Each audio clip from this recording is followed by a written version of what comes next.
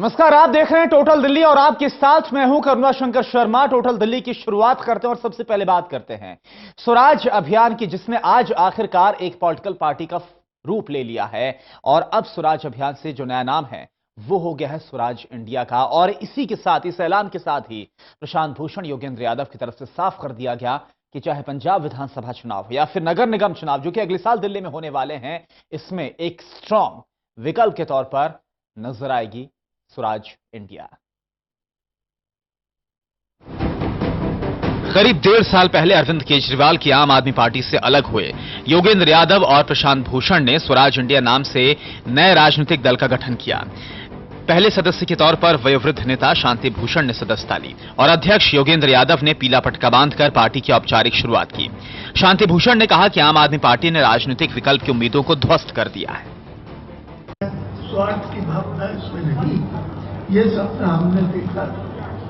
जब उस सपने को अरविंद केजरीवाल ने ध्वस्त कर दिया और बिल्कुल उसकी उल्टी पार्टी कर दिया, तो आज हम उस सपने को फिर से जिंदा कर रहे हैं। और मुझे उम्मीद है कि ये सपना सचमुच साकार होकर रहेगा और देश देखेगा कि कैसी राजनीतिक दल होना चाहिए, जैसा राजनीतिक दल की अपेक्षा जो करते हैं वो इसको पूरा कर।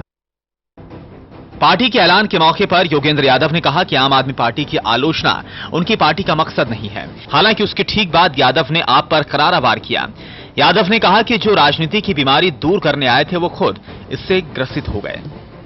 जो पर्सनैलिटी कल्ट बनाने के जो सिस्टेमेटिक कोशिश हमारी राजनीति में हुई है, स्वराज अभियान ने उससे अपनी दूरी दिखाई है।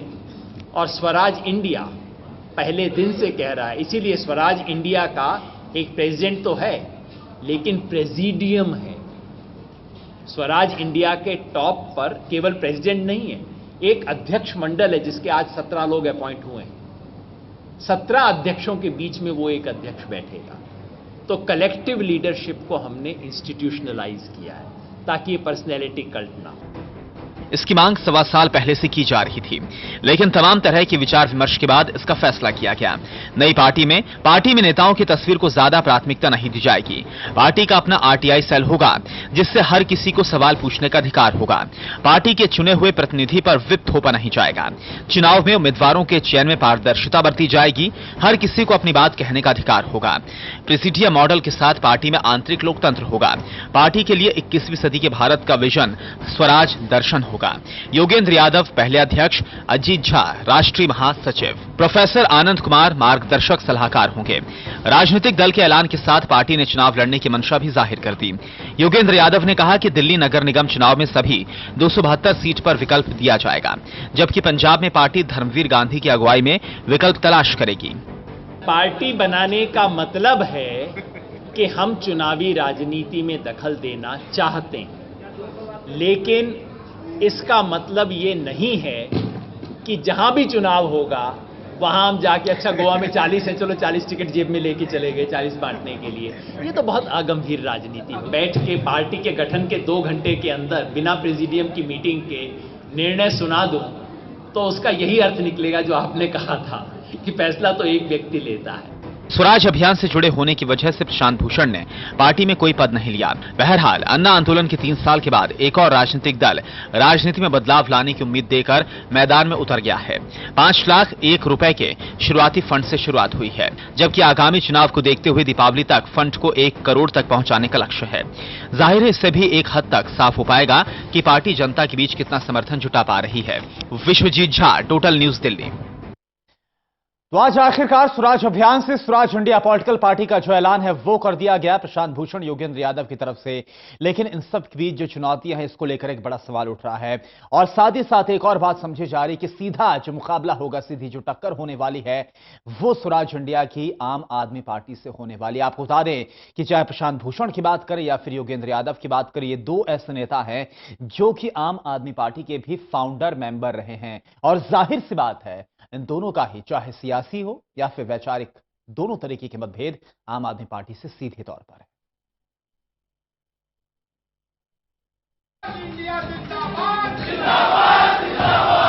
आम आदमी पार्टी से निष्कासित योगेंद्र यादव और प्रशांत भूषण ने स्वराज इंडिया के नाम से अपनी राजनीतिक पार्टी का ऐलान कर दिया है। स्वराज इंडिया पार्टी के वजूद में आने से दिल्ली की सियासत में आम आदमी पार्टी को अब एक नई चुनौती मिलेगी। स्वराज इंडिया पार्टी की नींव रखने वाले वही कार्यकर्ता और नेता हैं जो कभी आम आदमी पार्टी के प्रमुख नेताओं में शामिल थे। योगेंद्र यादव और प्रशांत भूषण आपके फाउंडर मेंबर रह चुके हैं। दिल्ली विधानसभा चुनाव के बाद यादव और भूषण ने पार्टी पर भ्रष्टाचार, टिकट बंटवारे में गड़बड़ी के आरोप लगाए थे, जिसके बाद पार्टी ने उन्हें बाहर का रास्ता दिखा दिया था। आम आदमी पार्टी से निकाले जाने के बाद योगेंद्र यादव, प्रशांत भूषण, आनंद कुमार और अजीत झा समेत कई नेताओं ने मिलकर 14 अप्रैल 2015 को स्वराज अभियान नाम का संगठन बनाया। 18 महीनों की अपनी यात्रा में स्वराज अभियान ने जय किसान आंदोलन, एंटी करप्शन टीम, अमन कमेटी और शिक्षा स्वराज जैसे कई कार्यक्रमों के जरिए जनता के सरोकारों से जुड़े मुद्दों को उठाया। स्वराज इंडिया पार्टी के गठन के बावजूद स्वराज संगठन भी काम करता रहेगा। सूत्रों के मुताबिक स्वराज अभियान वाले नेताओं की राजनीतिक पार्टी स्वराज इंडिया दिल्ली में अगले साल होने वाले निगम चुनाव और पंजाब विधानसभा चुनाव में उतरने की तैयारी में है, जहां आम आदमी पार्टी को तगड़ी चुनौती मिल सकती है। स्वराज अभियान के नेताओं की पार्टी स्वराज इंडिया में आम आदमी पार्टी से बगावत कर चुके और पार्टी में खुद को दबा सा महसूस करने वाले कई नेताओं और कार्यकर्ताओं के भी योगेंद्र और प्रशांत के साथ आने की सुगबुगाहट है, जिसमें पंजाब के कई बड़े नेताओं के नाम भी शामिल हैं, जो आम आदमी पार्टी के लिए कड़ी चुनौती बन सकते हैं। स्वराज इंडिया पार्टी के शीर्ष नेताओं योगेंद्र यादव और प्रशांत भूषण को खासतौर पर आम आदमी पार्टी के प्रतिद्वंदी के रूप में देखा जाता है, क्योंकि इनके बीच सीधे तौर पर लीडरशिप के साथ सियासी और वैचारिक लड़ाई है। इसलिए माना जा रहा है कि अपनी नई पार्टी के जरिए योगेंद्र यादव दिल्ली के मुख्यमंत्री अरविंद केजरीवाल को सीधी और खुली चुनौती देंगे। Bureau report, total news. और चलिए रुख करते हैं अगली खबर का। दरअसल ये जो खबर है वो हर आम जन को जाननी बहुत जरूरी है। दरअसल हम सभी आरओ का अगर पानी पीते हैं तो अमूमन ये हमारे दिमाग में होता है कि इसका जो पानी होगा वाकई में शुद्ध होगा, लेकिन आप ये ध्यान दीजिए कि अगर आप आरओ का पानी पीते हैं और उसकी क्वालिटी फिर भी खराब आ रही है तो हो सकता है कि आपका जो आरओ है वो नकली हो। दरअसल आपको बता दें, गाजियाबाद में एक ऐसी फैक्ट्री का भंडाफोड़ हुआ है जो कि नामी ग्रामी कंपनियों के लेबल के साथ बाकायदा आरओ की मैन्युफैक्चरिंग कर रही थी, और आज पुलिस ने जब इसका भंडाफोड़ किया तब खुलासा हुआ कैसे ये नकली आरओ बना रही थी। देखिए आप पूरी खबर।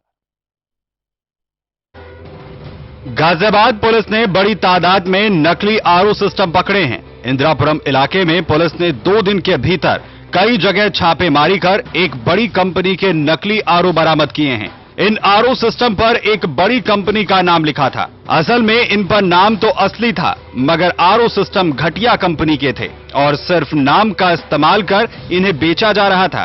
पुलिस का कहना है कि नकली आरओ के पीछे एक बड़ा रैकेट हो सकता है। यहाँ पे एक टीम कैंट आरओ की जो अथॉरिटी टीम है उसके इंस्पेक्टर्स यहाँ पे आए, जिन्होंने ये बताया कि इस अभयखंड क्षेत्र में कैंट आरओ कैंट के नाम से फर्जी आरओ बना के बेचे जा रहे हैं। इस पर उन्होंने पुलिस टीम का सपोर्ट मांगा, हमने उन्हें पुलिस टीम भेजी और जाके रेड किया तो टोटल 12 कैंट आरओ के जो कड़ थे वो फर्जी पाए गए और उन्होंने अपना असली और फर्जी दोनों को मैच करके फिर एक व्यक्ति को गिरफ्तार किया और गिरफ्तार करके उसके खिलाफ एफआईआर लॉन्च की गई है। एफआईआर लिख के उसको जेल भेजा गया है। नकली या घटिया किस्म के आरओ सिस्टम से मिलने वाले पानी की क्वालिटी खराब ही होगी। डॉक्टर्स के मुताबिक खराब क्वालिटी का पानी सेहत के लिए खतरनाक है। खराब क्वालिटी के पानी से डायरिया, हेपेटाइटिस बी और तमाम पेट की बीमारियां हो सकती हैं। हमें चाहिए कि हम अपने आप के आसपास और बाकी सभी मिलने जुलने वालों को बताएं कि पानी साफ सुथरा ही होना चाहिए, पानी के साथ साथ खाना भी, क्योंकि यही एक बहुत बड़ा सोर्स है इन्फेक्शन का। पानी का ये इंश्योर करना कि ये प्योर है बहुत ज़रूरी है, जिसके लिए घर में बहुत सारे तरीके हैं जिससे पानी को प्योर किया जा सकता है, और एक तरीका उसमें हम जो कमर्शियल आरओ सिस्टम्स घर में लगाते हैं वो भी है। इसलिए आरओ सिस्टम का ऑथेंटिक और अच्छी क्वालिटी का होना और पीरियडिकली उसका सर्विस होना बहुत जरूरी है।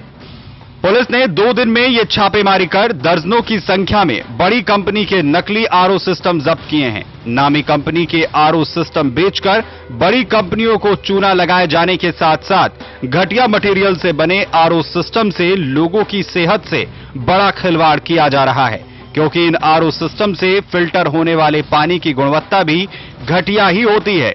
इसीलिए जरूरत है आरओ सिस्टम खरीदते वक्त सावधानी बरतें ताकि नकली आरओ खरीदने से बच सकें और आपकी सेहत से खिलवाड़ ना हो। टोटल न्यूज के लिए गाजियाबाद से करणवीर कश्यप की रिपोर्ट। और चलिए एक साथ वक्त हो गया यहां पर एक बहुत छोटे ब्रेक का। जल्द हाजिर होते हैं दिल्ली की कुछ और बड़ी खबरों के साथ।